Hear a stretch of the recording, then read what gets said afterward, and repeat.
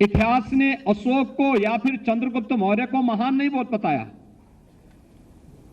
किसको बताया? चंद्रगुप्त मौर्य से जो हारा था वह सिकंदर को महान बता दिया। कितना धोखा देश के साथ हुआ है। लेकिन इतिहासकार इन सब मुद्दों पर मौन है।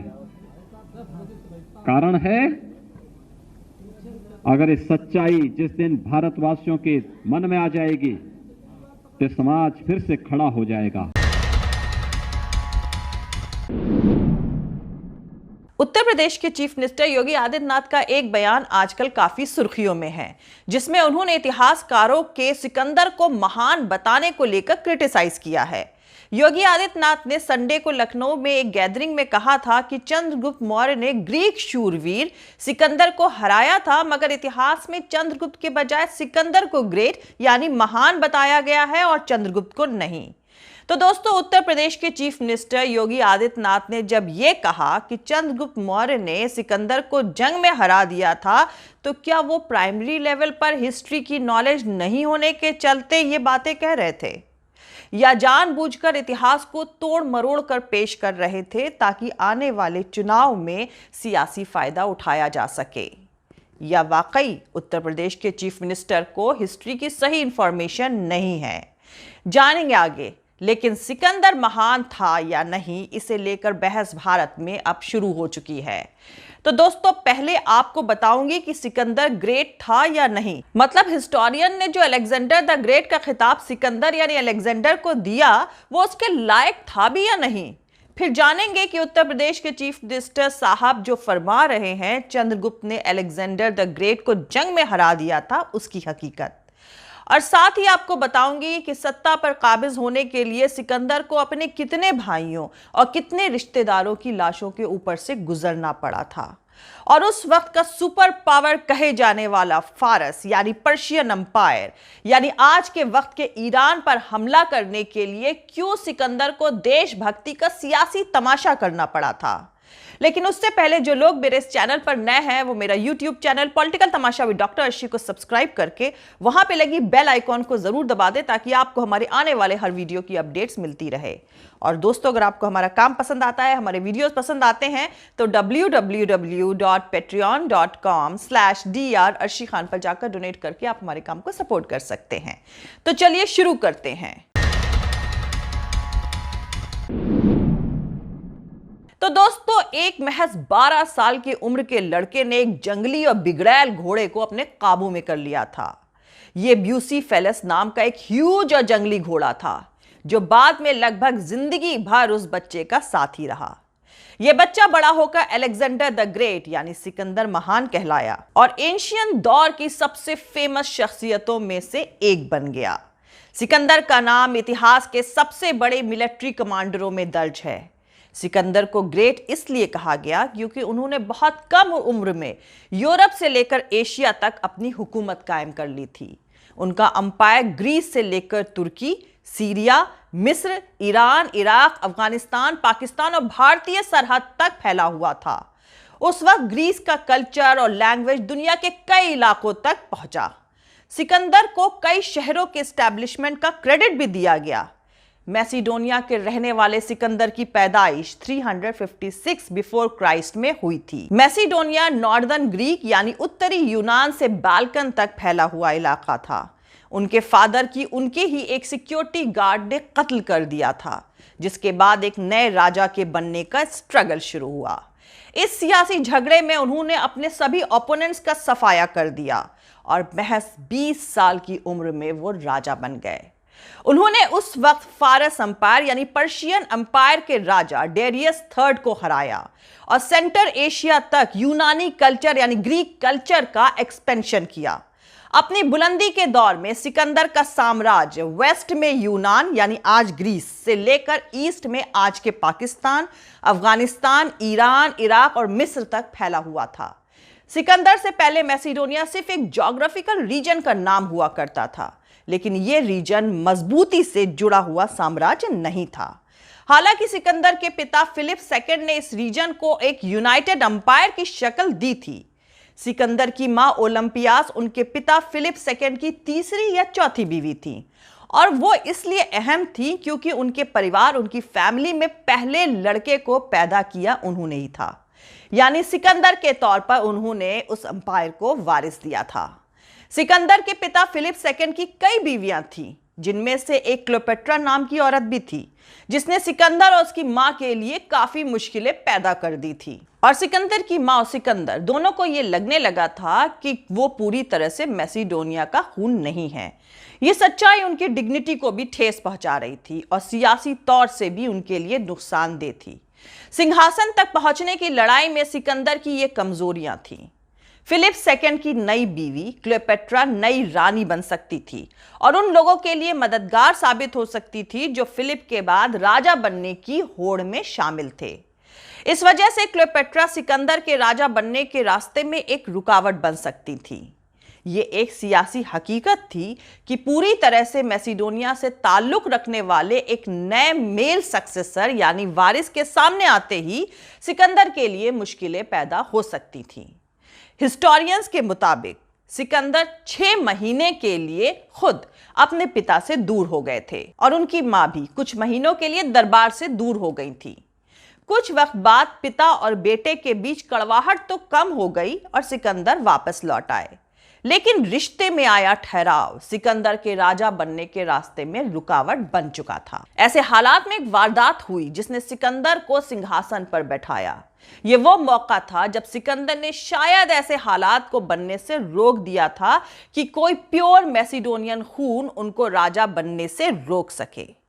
हिस्टोरियन का कहना है कि सिकंदर की सौतेली बहन यानी स्टेप सिस्टर क्लियोपेट्रा की बेटी की शादी में एक सिक्योरिटी गार्ड ने राजा फिलिप सेकंड की हत्या कर दी थी। गार्ड को भी भागने की कोशिश के दौरान मार दिया गया था, इसलिए यह पता ही नहीं चल सका कि इस हत्या की वजह क्या थी। लेकिन माना जाता है कि इस हत्या में सिकंदर और उसकी मां का हाथ हो सकता है। इस हत्या के बाद सिकंदर का हाथ नहीं रुका। उन्होंने एक एक करके उन सभी लोगों को मार दिया जो उनके राजा बनने के लिए खतरा बन सकते थे। अपने एक सौतेले भाई फिलिप एरिडाइस को छोड़कर उसने अपने सभी भाइयों, चचेरे भाइयों और उन सभी लोगों को मार डाला जो उनके राजा बनने के रास्ते में रुकावट बन सकते थे। उनमें से कुछ को तो बहुत ही बेरहमी से मौत के घाट उतारा गया था।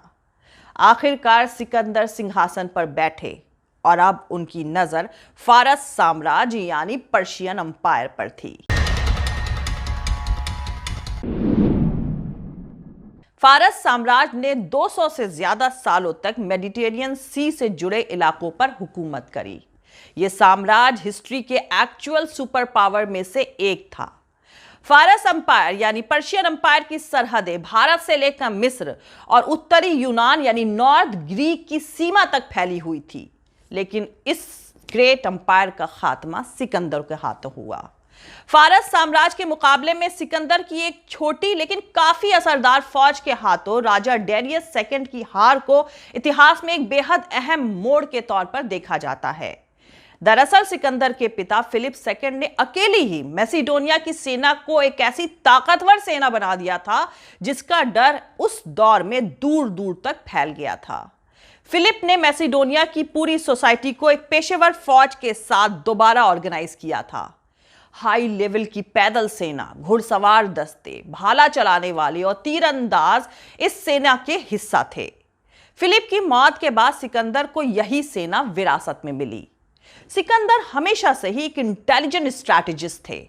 वो जानते थे कि यूनान पर डर और ताकत से हुकूमत नहीं किया जा सकता है, इसलिए उन्होंने एक सदी पहले फारस साम्राज्य यानी पर्शियन अंपायर की तरफ से यूनान पर किए गए हमले को सियासी तौर से इस्तेमाल किया और फारस पर अपने हमले को देशभक्ति के साथ जोड़कर सही ठहराया। सिकंदर ने उस वक्त एक प्रोपेगेंडा शुरू किया जिसमें कहा गया कि मैसिडोनिया के लोग पूरे यूनान की तरफ से फारस पर हमला कर रहे हैं। हालांकि एक सदी पहले फारस साम्राज्य और यूनान के बीच होने वाली जंगों में मैसिडोनिया कहीं शामिल ही नहीं था। सन 334 बिफोर क्राइस्ट में सिकंदर की सेना फारस साम्राज्य यानी पर्शियन अंपायर में दाखिल हुई। सिकंदर की 50,000 की सेना को उस वक्त दुनिया की सबसे बड़ी और सबसे ज्यादा ट्रेंड सेना का सामना करना पड़ा था। एक अंदाजे के मुताबिक राजा डेरियस III की सेना की तादाद तकरीबन 25 लाख थी, जो उसके पूरे साम्राज्य में फैली हुई थी। इस सेना का दिल कहे जाने वाले दस्ते को अमर सेना कहा जाता था। यह 10,000 सैनिकों की एक एलीट रेजिमेंट थी। इस एलीट रेजिमेंट की तादाद 10,000 से कम नहीं होने दी जाती थी। यानी जंग के दौरान जब इस दल का कोई सैनिक मारा जाता था तो दूसरा उसकी जगह ले लेता था और कुल तादाद पूरी 10,000 की रहती थी। लेकिन इस जबरदस्त फौजी ताकत के बावजूद सिकंदर की बहुत ही असरदार और जबरदस्त इंटेलिजेंट स्ट्रैटेजी यानी रणनीति की वजह से फारस साम्राज्य यानी पर्शियन अंपायर हार गया। सन 324 बीसी में सिकंदर फारस के सूसा शहर पहुंचे। ये फारस और मैसिडोनिया के लोगों को एकजुट करना चाहते थे और एक ऐसी नस्ल पैदा करना चाहते थे जो सिर्फ उनके लिए वफादार रहे। सिकंदर ने अपने कई जनरल्स और ऑफिसर्स को फारस की राजकुमारियों से शादी करने का हुक्म दे दिया। इस मौके पर एक कलेक्टिव मैरिज फंक्शन ऑर्गेनाइज कराया गया। सिकंदर ने खुद अपने लिए भी और 2 बीवियां चुनी। दोस्तों, सिकंदर की हुकूमत का आना, जीत हासिल करना और फिर डाउनफॉल, ये सब बहुत थोड़े वक्त में हुआ था। कई रोमन इतिहासकारों के मुताबिक सिकंदर कभी कभी नशे में धुत हो जाते थे और एक बार उन्होंने रात के खाने के वक्त नशे की हालत में अपने करीबी दोस्त को मार डाला था। रोमन इतिहासकारों ने उन्हें शराब के नशे की वजह से गुस्से में आ जाने और सनकी बिहेवियर के कई इंसिडेंट्स के बारे में लिखा है। हालांकि इसकी सच्चाई पर अभी भी सवाल हैं, लेकिन सिकंदर के हाथों मारा गया उनका दोस्त क्लेटियस था, जो सिकंदर और उनकी फैमिली के बहुत करीब हुआ करता था। वो अक्सर सिकंदर को पूरी सच्चाई से सलाह देता था और हर लड़ाई में उनके हाथ की तरह था। उस दिन सिकंदर ने बहुत शराब पी हुई थी और जब क्लेटियस ने उनसे कहा कि आपका नेचर बदलता जा रहा है, आपको खुद को काबू में करने की जरूरत है, आप फारस के लोगों की तरह होते जा रहे हो और ऐसा लगता है कि आप हम में से नहीं रहे। क्लेटियस ने यह सब कहने के लिए शायद गलत मौका चुना था। उसी वक्त सिकंदर अपनी जगह से उठे और क्लेटियस के सीने में उन्होंने भाला घोंप दिया। सिकंदर की विक्ट्रीज यानी फतह और उनकी पर्सनैलिटी के अट्रैक्शन के चलते यूनानी उन्हें एक आम आदमी नहीं बल्कि एक देवता समझने लगे थे। बल्कि खुद भी सिकंदर को यह यकीन होने लगा था कि वो देवता ही हैं। फारस साम्राज्य पर अपना कब्जा जमाने के बाद उनकी सेना ईस्ट की तरफ बढ़ने लगी और भारत तक पहुंच गई। इसके बाद सिकंदर मैसिडोनिया वापस लौटने लगे, लेकिन वतन वापसी शायद उनकी किस्मत में नहीं थी। सन 323 बिफोर क्राइस्ट में 32 साल की उम्र में बेबीलोन, जो आज का इराक का इलाका है, वहां पहुंचने के बाद अचानक एक रहस्यमय, एक मिस्टीरियस सिकनेस के चलते उनकी मौत हो गई।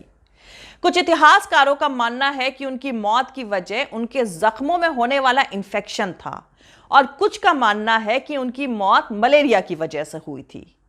सिकंदर को फारस साम्राज्य यानी पर्शियन अंपायर पर जीत हासिल करने के बाद भारत जाने की जरूरत क्यों महसूस हुई थी, बताऊंगी किसी अगले एपिसोड में। तब तक आप लोग खुद फैसला करें कि सिकंदर को सिकंदर द ग्रेट यानी अलेक्जेंडर द ग्रेट कहना सही है या नहीं। और इसके साथ साथ एक बहुत अहम बात जानेंगे कि क्या वाकई जंग के मैदान में चंद्रगुप्त मौर्य और सिकंदर यानी अलेक्जेंडर द ग्रेट की मुलाकात हुई थी। जानेंगे अगले एपिसोड में। जय हिंद, सत्यमेव जयते, अल्लाह हाफिज। दोस्तों, हमारा पूरा वीडियो, दूसरे और वीडियोस देखने के लिए हमारा YouTube channel political Tamasha with doctor Arshi को सब्सक्राइब करके वहां पे लगी बेल आइकॉन को जरूर दबा दीजिए ताकि आपको हमारे आने वाले हर वीडियो की अपडेट्स मिलती रहे। और दोस्तों, अगर आपको हमारा काम पसंद आता है, हमारे वीडियोस पसंद आते हैं, तो www.patreon.com/dr अर्शी खान पर जाकर डोनेट करके आप हमारे काम को सपोर्ट कर सकते हैं। दोस्तों, अगर आपको हमारा वीडियो पसंद आता है तो लाइक और शेयर करना हरगिज नहीं भूलें। आप हमें फॉलो भी कर सकते हैं हमारे ट्विटर, इंस्टाग्राम और फेसबुक पेज पर। मेरा ट्विटर हैंडल है @arshi_aziz khan। थैंक यू, मिलते हैं अगले वीडियो में।